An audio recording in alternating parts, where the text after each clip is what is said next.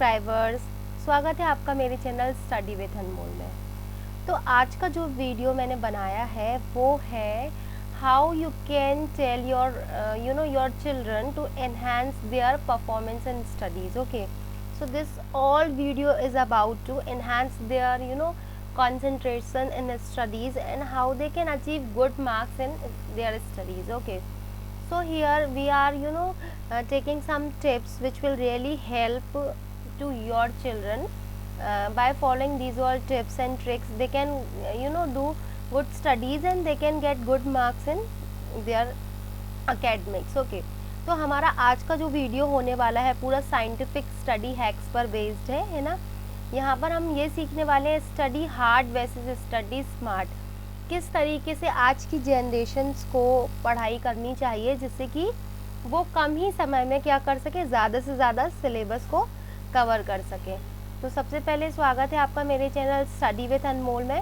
I request you to do subscribe my channel if you are visiting first time on my channel, and second thing I request you to share this video with all of your nears and dear ones so they can also get the benefit of these all series, okay, of this particular video.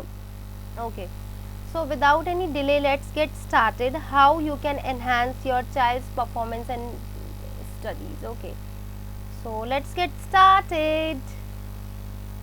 So हमारा आज का ये video बहुत ही ज़्यादा आपको help करने वाला है कि कैसे आप अपने बच्चों की परफॉर्मेंस को इम्प्रूव कर सकते हैं। मेरा ये वीडियो बनाने का मेन मकसद ये था क्योंकि मैं जिस स्कूल में पढ़ा रही हूँ तो अभी हमारा फर्स्ट टर्म का एग्ज़ाम हुआ है ना। तो फर्स्ट टर्म के एग्ज़ाम में जो बच्चों की परफॉर्मेंस थी बहुत ही सही नहीं थी मैं बोलूँगी, क्योंकि after all they have given उन्होंने क्या किया, उन्होंने जो एग्ज़ाम दिए हैं वो डायरेक्ट 2 साल बाद बच्चों ने एग्ज़ाम दिया है ना। तो मेरा मेन मोटिव जो है वो ये है बच्चों को बताने का इस वीडियो के थ्रू कि आप कैसे अपनी स्टडी को इम्प्रूव कर सकते हैं इन टिप्स एंड ट्रिक्स के through. So I request you, अगर आप ये वीडियो देख रहे हैं तो आप एक रजिस्टर लेकर बैठिए, आप सारे नोट्स को एक एक करके आप जॉट डाउन कर सकते हैं, रजिस्टर में लिख सकते हैं। जो ये सारे टिप्स जो हैं ये बहुत ही हेल्प करेंगे आपके बच्चों की परफॉर्मेंस को इम्प्रूव करने के लिए। ओके, सो हम चलिए चलते हैं एक एक करके, हम सारे टिप्स अच्छे से समझ लेते हैं कि आपके चाइल्ड को आपको कैसे प्रिपेयर करना है for their upcoming exams. Okay, so one more positive thing मैं बोलना चाहूँगी यहाँ पर, क्योंकि फर्स्ट टर्म एग्जाम्स थे, बच्चों का रिजल्ट अच्छा नहीं था, तो आप उनको ये बोलिए कि if they are getting less marks, अगर लेस मार्क्स आते हैं तो हमें निराश नहीं होना है। They can take it as a new opportunity. अभी उनको ये नई एक अपॉर्चुनिटी मिली है जिसके थ्रू वो क्या कर सकते हैं, वो अपनी परफॉर्मेंस को और भी इम्प्रूव कर सकते हैं। They can prove themselves. Okay, so चलिए हम देख लेते हैं आज के हमारे सारे टिप्स को। I request you to share and like and subscribe my channel, okay, which is study with Anmol, जहाँ पर मैं लेकर आती हूँ आपके लिए बहुत ही अच्छे अच्छे नए नए टॉपिक्स। ओके, सो हमारा जो फर्स्ट टिप है जो आप अपने रजिस्टर पे नोट डाउन कर सकते हैं वो है tell them to study in small chunk. Okay, तो अक्सर क्या होता है कि बच्चों को जब इतने बड़े बड़े आंसर्स लर्न करने होते हैं तो कुछ बच्चे क्या होते हैं डेली बेसिस पे स्टडी करते हैं, और कुछ बच्चे जो होते हैं वो बैठे रहते हैं कि हम लास्ट में ही एग्ज़ाम के समय प्रिपेयर करेंगे, राइट।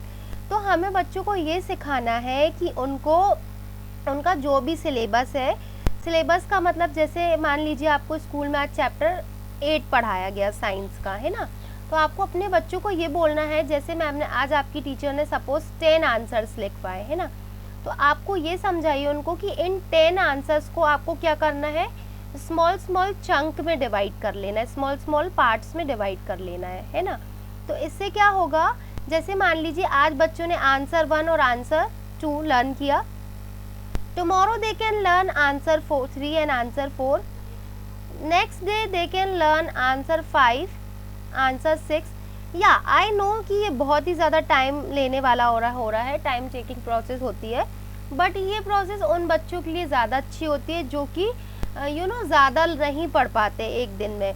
तो वो बच्चे क्या होते हैं, डिस्ट्रैक्ट होते, डीमोटिवेट होते हैं क्योंकि वो लर्न नहीं कर पाते।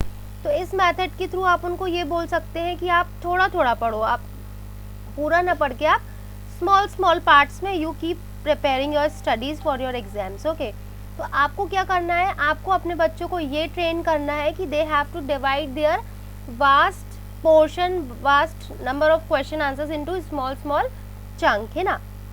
तो इससे क्या होगा कि वो थोड़ा थोड़ा करके ही भले ही पढ़ेंगे but at least they are preparing, they are learning, है ना। तो ये फर्स्ट स्टेप है कि आपको उनको ये बताना है कि they have to prepare themself into small chunk. जैसे कि आज की हमारी जो स्ट्रैटेजीज होती है वो यही होती है कि जो हमारे बड़े बड़े टास्क होते हैं उनको हम कैसे पूरा कर लेते हैं। हम हमारे बड़े बड़े टास्क को छोटे छोटे पार्ट्स में ब्रेक करके ही तो पूरा करते हैं ना। So you have to teach your children also, so what they can do, they can distribute their big work into small small parts. तो ये आप देखेंगे कि ये ट्रिक अगर आप फॉलो करते हैं, definitely you will see the improvement in your children and they will definitely do the things. Okay, तो भले ही कुछ बच्चे ऐसे होते हैं जो कि बहुत जल्दी सीख लेते हैं, तो they can learn 5 answers in a day, okay, but those who are very slow, they can learn 2 answers in a day, that is also sufficient for them. So first trip is this only. Now let's go on the second one. Second हमारा जो tip है वो आपको बच्चों को ये बताना है, टेल देम टू एनालाइज, है ना। स्कूल में मैम जो भी पढ़ाती हैं, जो भी चैप्टर पढ़ाया जाता है, आप उनको ये बोलिए कि वो घर में आकर उस चैप्टर की फिर से रीडिंग करें, है ना। जो क्वेश्चन रीड करते हैं, क्वेश्चन को फिर से रीड करें, क्वेश्चन को समझें, what they are asking in the questions, because sometimes it happens like children are not able to understand what the question is, okay, what they are asking in the question, and when they face this same question in the exam they forget what to write, okay। तो सबसे पहले आप उनको ये analyse बोलिए करने की question में पूछा क्या जा रहा है, then answer. Before learning any particular answer they should read properly, they should read thoroughly whole answer, okay. सबसे पहले उन्हें पूरा आंसर पढ़ना चाहिए, आंसर पढ़ने के बाद ही उन्हें आंसर को क्या करना चाहिए, रीड करना चाहिए। रीड करके आप उनको बोले वो रिवाइज करें। तो this is the second point, whatever they are learning in school they should analyze these all things in home as well and in school also if they are having time, okay. So this was the second tip which you can jot down in your register. सो दोस्तों जो हमारा third point है वो है 20% read and 80% recite, okay. तो आपको क्या करना है, आपको रीडिंग कम करनी है। जैसे आपने मान लिया एक आंसर लर्न किया, तो आपको पहले 20% ही रीडिंग करनी है और आपको रिसाइट ज़्यादा करना है। रिसाइट करने से क्या होता है, बार बार रिवाइज करने से चीज़ें आपके ब्रेन में लर्न हो जाती हैं, क्योंकि आप एनालाइज भी कर रहे हो, है ना। आप एनालाइज करोगे तो वो कंसेप्ट क्लियर हो जाएगा आपका। उसके बाद आप रिसाइट करोगे, रीड करके फिर रिसाइट करना है। जैसे कोई चैप्टर है तो आप रीड कर लीजिए बट 20% रीड करिए, और रीड करने के बाद आपको बच्चों को ये बताना है कि वो चैप्टर को रिसाइट करें, मतलब खुद से ही सोचने की कोशिश करें कि कंसेप्ट क्या है। ब्रेन जो कंसेप्ट है बच्चों का वो ब्रेन में होना चाहिए। इस टेक्निक से क्या होता है कि अगर if they face any question in the exam और उन्होंने याद नहीं किया है, so they can easily write the answer because they are reciting again and again in their throughout the session, okay। So this was the point, third point which you can jot down। जो हमारा next point है वो है spaced repetition का। Spaced repetition क्या है कि बच्चे अगर बार बार 4 घंटे या 3 घंटे बैठकर पढ़ते ही रहेंगे तो वो हो जाते हैं बोर, है ना। और बच्चे बोर होते हैं तो फिर उनका माइंड क्या होता है, डिस्ट्रैक्ट होने लगता है। तो स्पेस्ड रिपीटिशन में आपको क्या करना है, जैसे बच्चे ने आज आपके suppose your child learn first answer, 1 answer learn किया, फिर आपको थोड़ा सा डिस्टेंस रखना है, then you can say to learn second answer. उसके बाद आप बोल सकते हो थर्ड आंसर लर्न करने के लिए, फोर्थ आंसर, मतलब आपको थोड़ा सा बीच में गैप रखना है बच्चों की स्टडी के बीच में। आप टाइम टेबल भी डिस्कस करेंगे हम आगे की पॉइंट्स में कि आप कैसे टाइम टेबल बनाकर बच्चों की डेली रूटीन को डिज़ाइन कर सकते हैं, जिससे कि वो स्मॉल स्मॉल चंक में पढ़ के, है ना, स्पेस रिपीटिशन के थ्रू अपनी स्टडी को एडवांस लेवल पे पहुंचा सकते हैं। So if you are liking this video, I request you to like this video, okay. The next point which I am telling you is about making notes, okay. School में क्या होता है कि teacher notes लिखवाती तो हैं but बच्चे क्या है जल्दी जल्दी में लिख लेते हैं ना। So they should think to write their own notes. मतलब जब एनालाइज हो गया चैप्टर, उनने क्वेश्चन पढ़ा, क्वेश्चन एनालाइज हो गया, आंसर का भी कंसेप्ट अब ब्रेन में क्लियर हो चुका है, तो अब उन्हें क्या करना चाहिए, उनको खुद के नोट्स बनाने की कोशिश करना चाहिए और इन नोट्स पे उनको खुद से ही आंसर लिखने की कोशिश करनी चाहिए। तो जब वो खुद से ही नोट्स बनाएंगे ना, so they will be prepare for their exams also. So tell them to make their own notes, not taking printouts or photocopies. One more thing, if your child is studying in class 1, 2, 3, tell them to read and write the thing, so they will have a good vocabulary and pronunciation over the words and sentences. Okay, so now let's go on the next point. हमारा जो ये point है उसमें आपको क्या करना है, आपको बच्चों को बताना है study like a teacher. It is the Feynman technique which I am sharing with you. तो आपको बच्चों को ये बताना है कि जैसे आज आपने सपोज बच्चों को एक आंसर लर्न करने दिया, बच्चों का क्वेश्चन भी क्लियर है, कंसेप्ट भी क्लियर है, आंसर भी लर्न हो गया। आप बच्चे को बोलिए मैं स्टूडेंट हूँ और तुमको मुझे ये वाला पढ़ाना है टॉपिक, ये आंसर पढ़ाना है। इससे क्या होगा कि बच्चे का कंसेप्ट क्लियर हो गया, उसका कॉन्फिडेंस भी बिल्ड होगा और बच्चे का वो टॉपिक तैयार भी हो जाएगा। तो आपको like a teacher you have to tell them to be act as a teacher and teach the same subject to the other person. They can see into the mirror also and they can do the same activities by looking themselves into the mirror. So I hope you got this technique. The next technique is about RQRR technique. In this technique आपको क्या करना है, आपको बच्चों को समझाना है कि पहले वो अपने चैप्टर का, अपने आंसर्स का सर्वे करेंगे, then they will ask question from themself. बच्चों को खुद से ही क्वेश्चन पूछना है। जैसे आज उन्होंने ब्रेन के बारे में पढ़ा सपोज है ना, तो ब्रेन के ऊपर क्या क्या क्वेश्चंस हो सकते हैं वो उनको खुद से ही बनाने हैं क्वेश्चन है ना। रीड करना है, खुद से ही रीड करना है, कंसेप्ट को समझना है, रिसाइट करना है, चीज़ों को लर्न करना है और फिर रिव्यू करना है। रिव्यू मतलब कि आपके बच्चे को कितना बन रहा है। फॉर रिव्यूइंग आप भी as a parent you can ask many questions related to their survey, related to their reading. Okay, so this is the very good technique which really help to make their children score good in marks in exams. Okay, so please write down this also in your register. You can tell your child to follow these all tips. Timetable plays a vital role to get a good marks, to become a good in academics. Okay, तो आप अपने बच्चों को, जैसे school में time table होता है, you can tell your children to prepare a time table. आप भी एक टाइम टेबल बना सकते हो जहाँ पर आप बच्चों के लिए रख सकते हो कि कब बच्चों को क्या करना है। मतलब मैंने जैसे आपको बताया हमें क्या करना है, 40 मिनट्स के आप रखिए, जिसमें कि जैसे स्कूल में होता है ना 40 मिनट्स का गैप होता है, उसके बाद बच्चे पढ़ते हैं।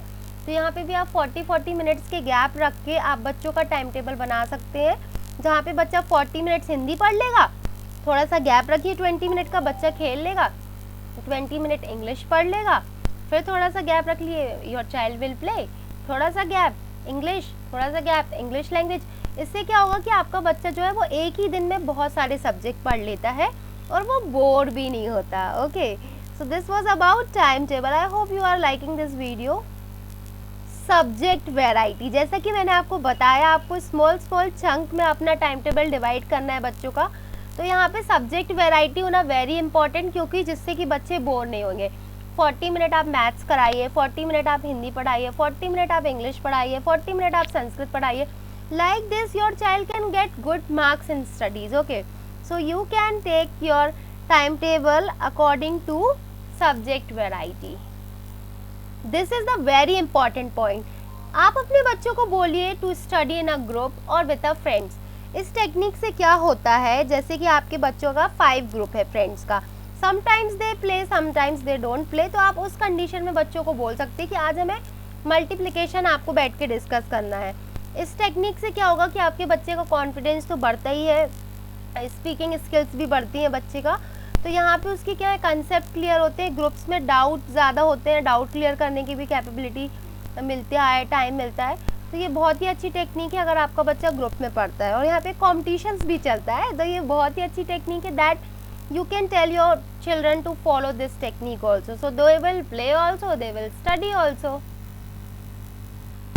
हाँ, प्लेस प्लेस का एक इम्पॉर्टेंट रोल होता है, तो आप अपने बच्चों का प्लेस, स्टडी प्लेस ऐसा बनाइए जहाँ पे ज़्यादा कोई डिस्टर्ब करने वाला ना हो, है ना। डिस्टर्बिंग नहीं रहेगा तो बच्चे का कॉन्सेंट्रेशन बहुत अच्छा रहेगा, कॉन्सेंट्रेशन में वो बहुत ही अच्छी पढ़ाई करेगा और जो भी पढ़ेगा उसको वो लर्न रहेगा। तो दोस्तों ये थे हमारे आज के टिप्स, जहाँ पर हमने जाना कि कैसे आप अपने बच्चों की पढ़ाई की परफॉर्मेंस को, एकेडमिक्स को इम्प्रूव कर सकते हैं ऐसे और भी सारे वीडियोस जानने के लिए आप सब्सक्राइब कीजिए मेरे चैनल स्टडी विद अनमोल को। जो भी टॉपिक्स होगा वो मैं आपके लिए लेकर आऊँगी। ओके, आप शेयर भी कर सकते हैं मेरे वीडियोस को। And so thank you so much for watching this video. Now let's meet in the next video where we will discuss many things about the studies. Thank you so much. Bye.